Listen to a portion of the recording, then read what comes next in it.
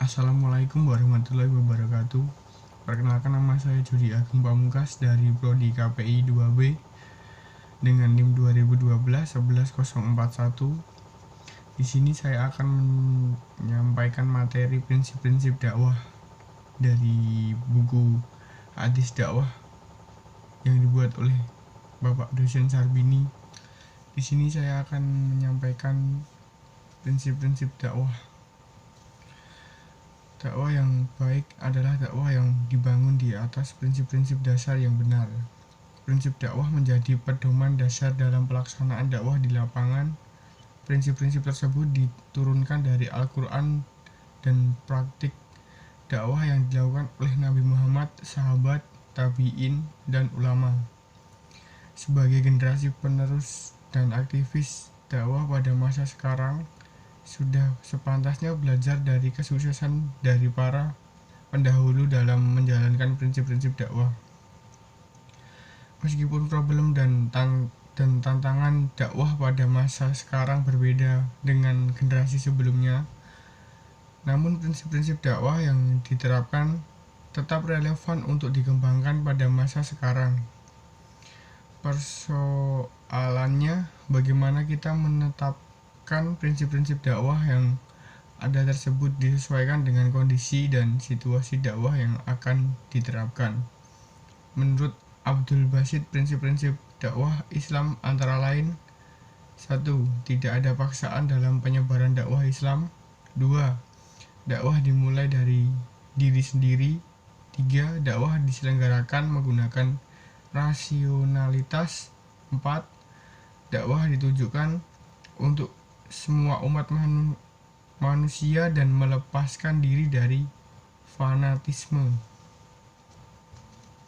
5. Dakwah harus memberikan kemudahan kepada umat. 6. Dakwah ditempuh dengan memberi kabar gembira, bukan membuat umat lari. 7. Jelas dalam pemilihan metode. 8. Aktivitas dakwah harus memanfaat berbagai macam media. 9. Dengan dakwah lahir persatuan umat. Menurut Karim Zidan, dakwah pada mulanya adalah tugas para rasul. Namun pada akhirnya seluruh umat ditugasi untuk mengajak manusia menyembah Allah Subhanahu wa taala semata sesuai dengan syariat yang diturunkan. Ada yang terbatas pada kaum tertentu pula, namun ada juga yang diberi tugas mengajak umat manusia di dunia tanpa mengenal batas waktu seperti Nabi Muhammad SAW. Para rasul itu semuanya adalah dai yang mempunyai misi suci mengajak orang ke jalan Allah Subhanahu wa taala. Setiap seorang rasul wafat, maka diutuslah rasul berikutnya untuk meneruskan dakwah mengajak manusia kepada tauhid, dan tugas itu berkesinambungan antar para rasul hingga diutusnya Nabi Muhammad, penutup para rasul. Islam sebagai agama yang mengajak untuk memikirkan proses kehidupan yang terpenting, yaitu hidup dan mati. Oleh karena itu, dakwah atau misi dakwah harus dijalankan dengan penuh integritas dari pendakwah dan objek dakwah. Bila pihak-pihak merusak integritas ini dengan cara mencari keuntungan atau memanfaatkan demi tujuan selain Allah, merupakan kejahatan besar dalam dakwah. Aspek-aspek penting dalam membangun integritas aktivitas dakwah diantaranya yaitu: 1. Dalam Islam, manusia merupakan makhluk Allah yang lebih unggul dibanding makhluk lain, dan kelebihan manusia terletak pada akal yang dianugerahkan Allah kepadanya.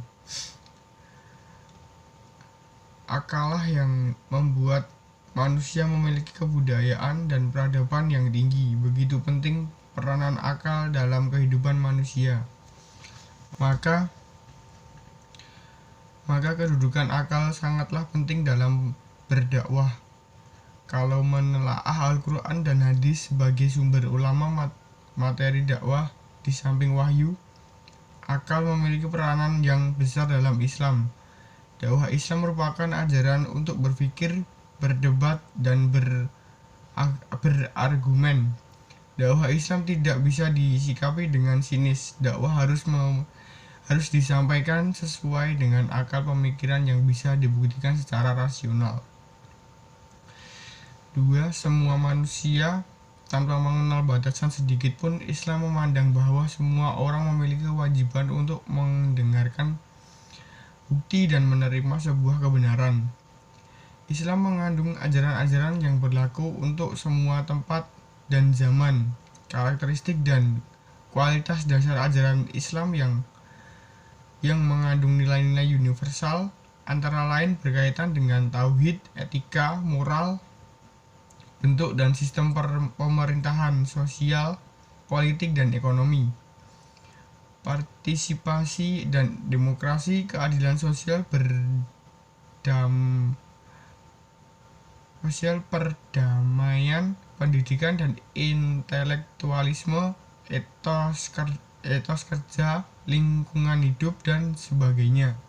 Dakwah Islam adalah ajakan yang tujuannya dapat tercapai hanya dengan persetujuan tanpa ada paksaan dari objek dakwah. Karena tujuan untuk meyakinkan objek dakwah, bukan memaksa objek dakwah. Seorang yang dengan sukarela atau penuh kesadaran telah memilih suatu agama, maka bersangkutan kewajiban untuk melaksanakan ajaran tersebut secara sempurna. Mungkin untuk hadisnya nanti akan saya tampilkan di sini. Artinya, telah menceritakan kepada kami Sulaiman bin Harb, telah menceritakan kepada kami Hamad, dia adalah Ibnu Zaid dari Sabit dari Anas radhiyallahu anhu berkata, ada seorang anak kecil Yahudi yang bekerja membantu Nabi SAW menderita sakit maka Nabi SAW menjenguknya dan beliau duduk di sisi kepalanya lalu bersabda, masuklah Islam. Anak kecil itu memandang kepada bapaknya yang berada di dekatnya, lalu bapaknya berkata, taatilah Abu Al-Qasim SAW. Maka anak kecil itu masuk Islam. Kemudian Nabi SAW keluar sambil bersabda, segala puji bagi Allah yang telah menyelamatkan anak itu dari neraka. Hadis Bukhari nomor 1268. Pesan dalam hadis, Islam adalah agama yang sangat demokratis. Aspek demokrasi Islam salah satunya tercermin dari ayat di atas, bahwa Islam tidak memaksa seseorang untuk masuk Islam. Ini mencerminkan kesadaran Islam yang luar biasa tinggi bahwa yang namanya keyakinan, kepercayaan, dan akidah dalam beragama tidak bisa dipaksakan. Pernyataan Islam tegas bahwa tidak ada paksaan untuk masuk Islam. Dari sini pula mencerminkan bahwa dalam hal beragama, Islam lebih menekankan pada aspek kesadaran dan bukan pada aspek keterpaksaan. Islam mempersilahkan seorang untuk masuk Islam, tapi syaratnya bukan karena dipaksa atau apalagi diteror, melainkan atas dasar kesadaran orang yang bersangkutan. Karena itu sungguh aneh dan ironis kalau ada seseorang yang mengklaim dirinya Islam tetapi suka memaksakan kehendaknya pada orang lain yang berbeda dengannya. Spirit Islam adalah spirit kebebasan dan kesadaran, bukan ancaman dan paksaan. Terkait dengan tidak ada paksaan untuk masuk Islam, hal itu menunjukkan bahwa Islam sangat menghargai kebebasan dibagi manusia dalam memeluk dan menjalankan agama masing-masing. Bahkan umat Islam wajib melindungi orang-orang kafir zimmi. Jelas ini bukan sekedar dari demokrasi yang biasa-biasa saja, melainkan spirit toleransi yang tinggi.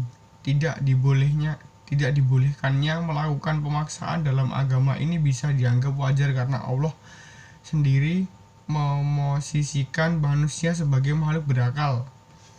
Fungsi akal adalah untuk memilih mana yang baik dan mana yang buruk.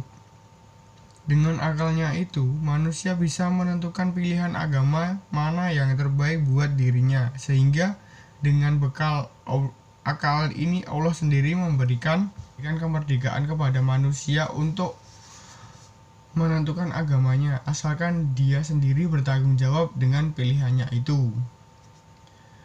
Allah sendiri yang menjamin kebebasan manusia dalam hal berkeyakinan. Bahkan kalau manusia memang lebih memilih untuk tidak beragama pun, atau bisa dikatakan dengan kafir, Allah tetap mempersilahkannya. Hanya saja setiap pilihan pasti ada konsekuensinya. Orang yang telah menentukan pilihannya harus berani bertanggung jawab sesuai konsekuensi atas pilihannya itu. Pada prinsipnya Allah tidak menekankan manusia beragama apa seseorang, melainkan bagaimana tanggung jawab manusia atas konsekuensi pilihan dalam beragama.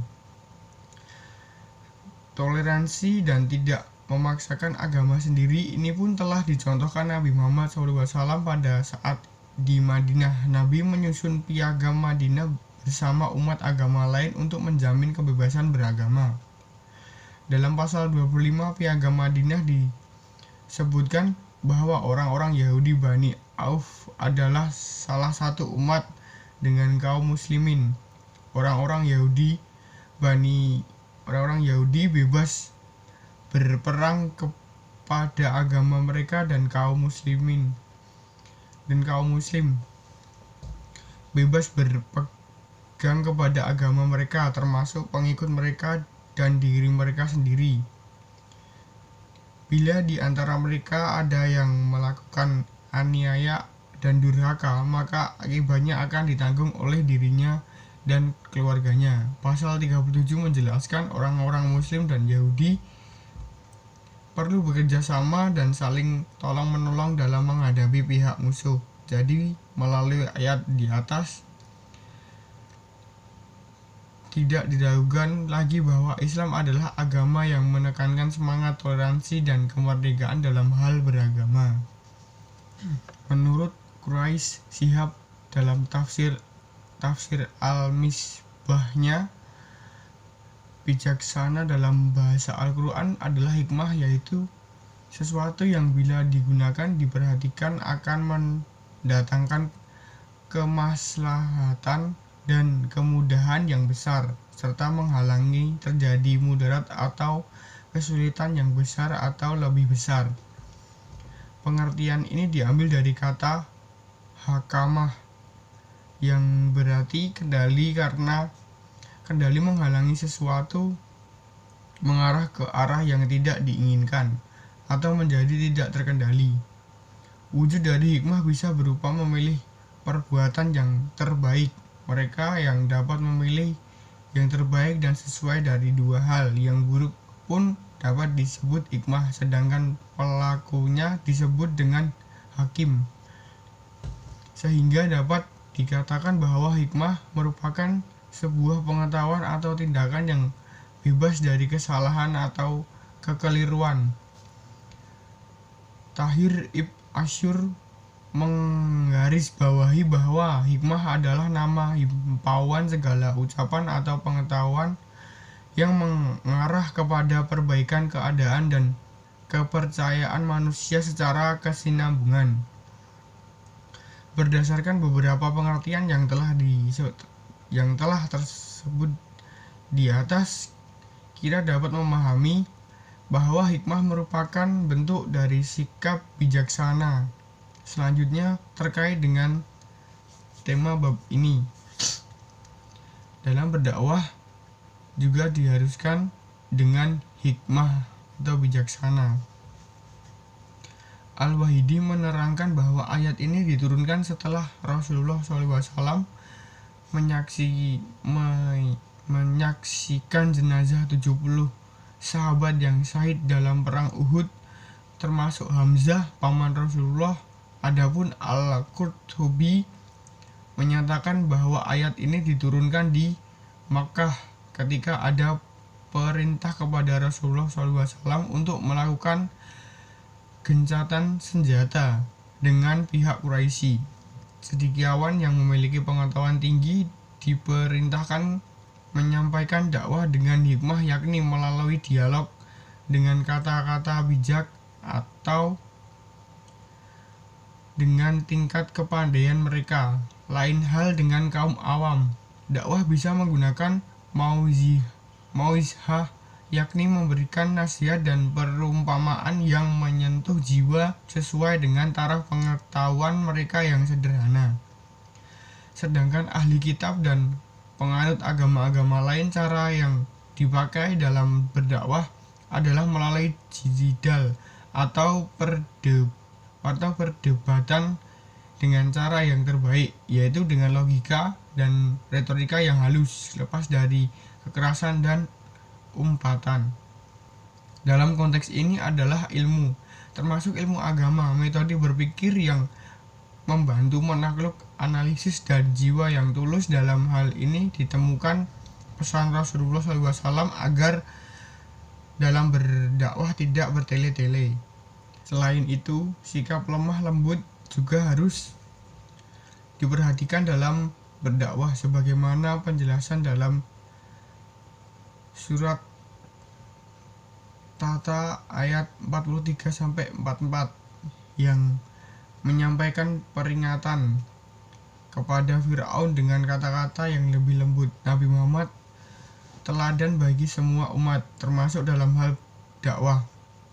Dalam berdakwah, Rasulullah SAW sangat memperhatikan akhlak dan hikmah, dan dari cara beliau memperlakukan orang lain pun penuh dengan sikap dan ucapan yang lebih bijak. Sekian dari saya, mungkin itu saja yang bisa saya sampaikan. Bila ada salah kata, mohon maaf. Terima kasih. Wassalamualaikum warahmatullahi wabarakatuh.